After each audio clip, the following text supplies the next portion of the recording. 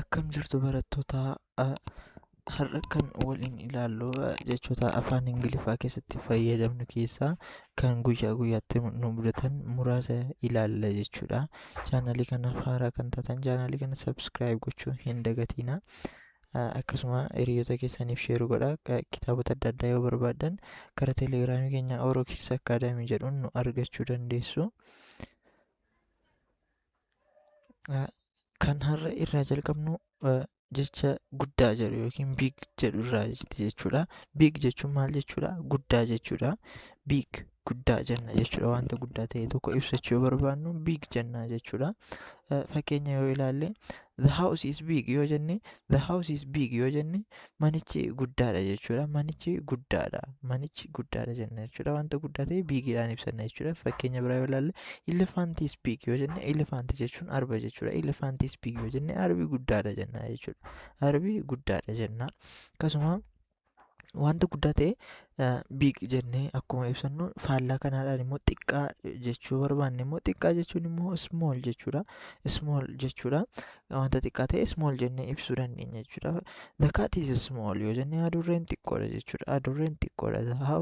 The house is small yoo jenne manichi xiqqaadha jenna. Baby is small yoo jenne daa'imni xiqqoodha jenna. Daa'imni xiqqoodha jenna. Kanaaf wanta xiqqaa ibsachuu barbaanne jecha small jedhu kana fayyadamuu dandeenya jechuudha.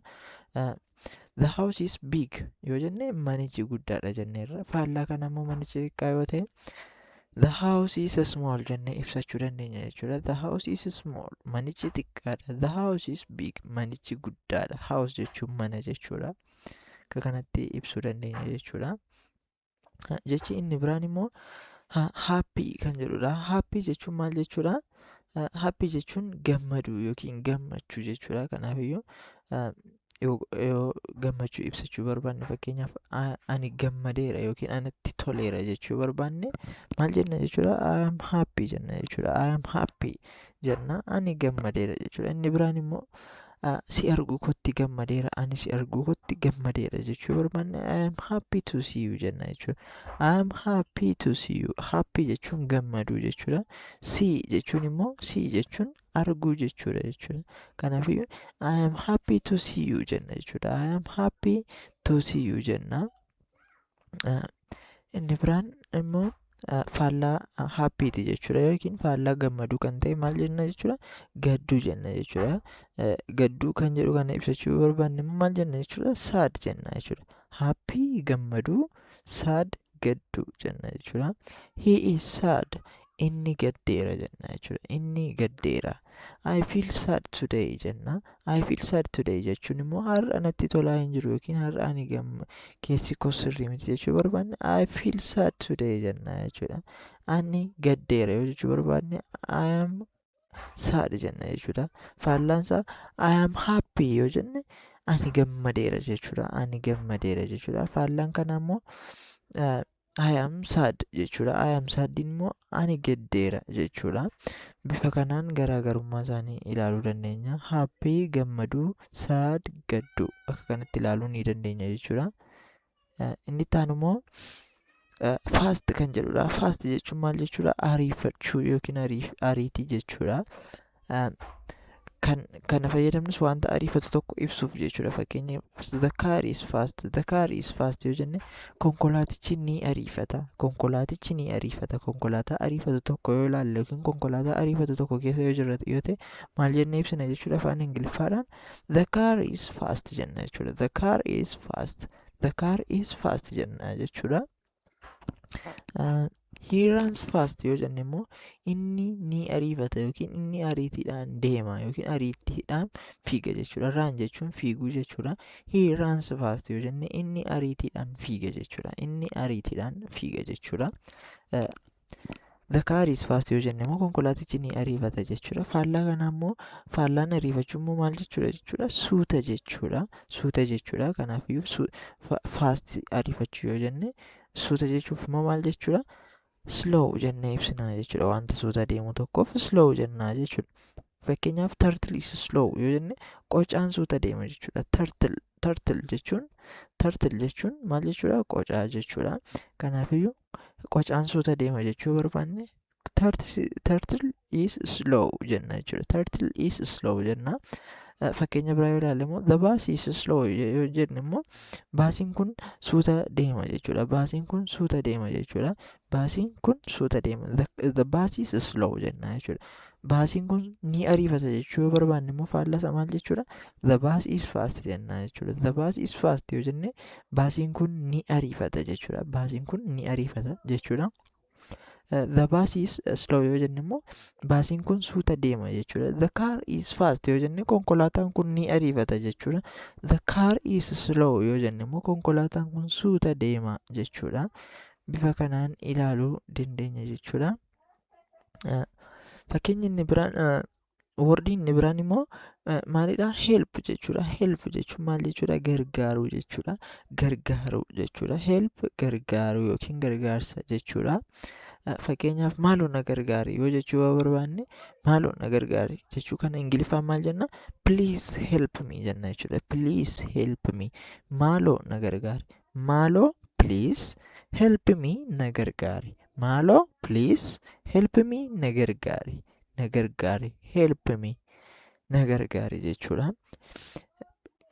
Fakkeenyi inni biraa immoo he helps his friends jenna. He helps his friend jechuun immoo maal jechuudha? Inni hiriyyaa isaa ni gargaara. He helps his friends. Friends jechuun hiriyyaa jechuudha. He helps his friend jechuun inni hiriyyaa isaa ni gargaara. Inni hiriyyaa isaa ni gargaara jenna jechuudha. Jechi inni biraan immoo idea jechuudha. Idea jechuun maal jechuudha? Yaada jechuudha. Yaada jechuudha. Fakkeenyaaf I have an idea yoo jenne maal jechuudha? Ani yaadan qaba jechuudha. Ani yaadan qaba jechuudha. Yaada qabdan ibsachuudhaaf harka baastanii ani yaadan qaba yoo jettan I have an idea jechuudha. I have an idea jechuudha. Inni biraan immoo nama yaada kenne tokko yaadni isaa sun sinitti toleera yookiin yaadni isaa sun gaariidha yoo ta'e maal jettu? Yaadni kee gaariidha jettu jechuudha. Yaadni kun gaariidha. Yaadni kun gaariidha. Yaadni sun gaariidha jenna jechuudha. Innis afaan ingiliffaadhaan maal jechuudha? That is a good idea. That is a good idea. That is a good idea. Kun yaada gaariidha. Kun yaada gaariidha jenna jechuudha. Bifa kanaan yaada keenya ibsachuu ni dandeenya jechuudha. Inni biraan jechoota amma ammaatti ilaallee gabaabsinee tokko tokkoon irra deebinee yaadachuuf akkasiniif mijatutti cuunfaasaa ilaalla jechuudha. Kan jalqaba irratti ilaallee turre big kan jedhudha. Big jechuun maal jechuudha? Guddaa jechuudha jennee turre. Guddaa jechuudha. Kanaafiyyuu waan guddaa ta'e tokko ibsachuu yoo barbaanne big jenna jechuudha. Innis fakkeenyaaf mana guddaa tokko yoo argine the house is big jenna. The house is big jenna jechuudha. The house is big. Manichi guddaadha. Manichi guddaadha jenna jechuudha. Faallaa kana mana xiqqoo yoo argine immoo maal jenna jechuudha? Xiqqummaa isaa ibsuuf the house is small jenna jechuudha. The house is small. Manichi xiqqaadha jechuu dandeenya. The house is big. Manichi guddaadha. The house is small. Manichi xiqqaadha. The house is big. Manichi guddaadha. The house is small. Manichi xiqqaadha jenna jechuudha. Inni biraan happy kan jedhudha. Happy jechuun maal jennee turre? Gammaduu yookiin gammachuu jennee turre. I am happy yoo jenne ani gammadeera jechuudha. I am glad. I am happy to see you yoo jenne immoo ani si arguu kootti gammadeera jechuudha. Faallaa kana immoo sad jechuun immoo gadduudha jennee turre. I am happy jechuun ani gammadeera jechuu yoo ta'u I am sad jechuun immoo ani gaddeera jechuudha. I feel sad today jechuun immoo har'a natti tolaa hin jiru jechuudha. Jechi inni biraan immoo fastidha. Fast jechuun ariifachuudha jenneerra. The car is fast yoo jenne konkolaatichi ariitiin deema jechuudha. Yookiin ni ariifata jechuudha. Faallaa kana immoo slow jechuun immoo suuta jechuu jenneerra. Kanaafiyyu the car is fast jechuun konkolaatichi ni ariifata jechuu yommuu ta'u the car is slow jechuun immoo maal jechuudha? Konkolaatichi suuta deema jechuudha. Inni biraan immoo help kan jedhudha. Help jechuun immoo maal jechuudha? Gargaaruu jechuudha. Gargaaruu jechuudha.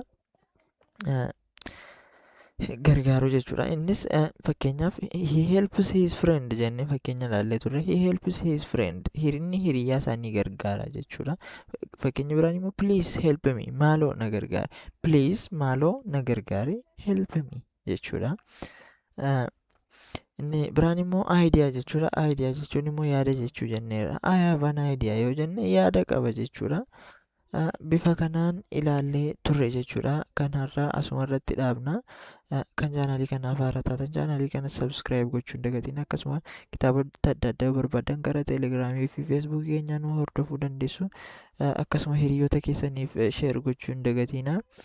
Viidiyoon kun kan isinitti tole immoo laayik godhaa, hiriyoota keessaniifis qoodaa jenna. Galatooma.